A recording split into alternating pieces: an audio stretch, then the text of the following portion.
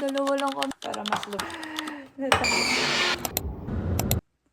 Dito sa Amerika, usually kapag sa corporate ka nag-work, is may mga pakain.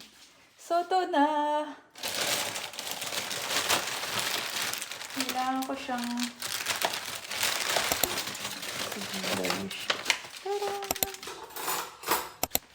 hindi ka siya. Oh! Ang dami. Diyos ko. Bakit natin ubusin? I don't think makakain. Mauubos ko to. Dalawa lang kami ni Habi. Oh my gosh, dalawa lang kami. Talk.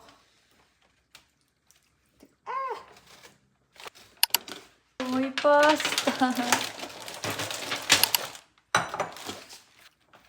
Pwede kong, kapag usually dito, iba yung spaghetti nila or pasta.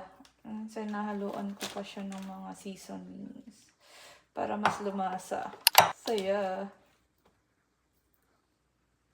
O, di meron na tayong pang lunch, dinner. Dadadan! Wow, diba? May pa-pizza rin. So, yun lang guys. Kayo usually, ano bang mga pakain sa inyo sa corporate? Diba? Ganito rin. Ang dami, diba? Ang saya. Grabe, di na tayo magugutom. Di na tayo magutom. Ite-tetris ko na naman ang foods namin dito, diba? Puro hindi pa luto. Minsan may pag-gift card pa sila. Kung hindi sila mag-foods, yung tatanungin nila kung ano yung gusto nyo. Perfect. So, yan. Kainin natin yung natira.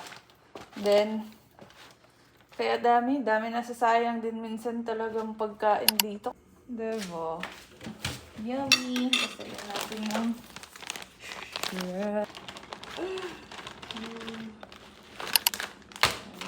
Pero minsan pa rin din akong beef pang natira doon.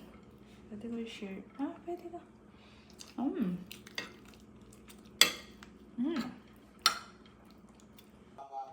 So, punta tayo ngayon ng Walmart and CVS.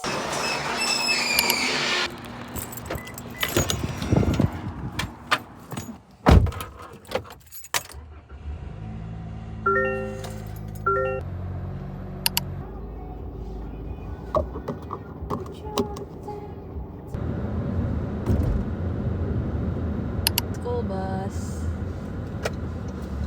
Cute, right?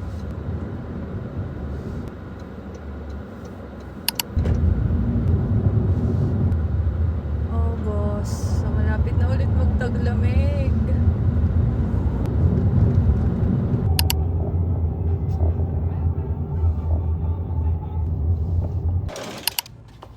Mabilis lang naman tayo.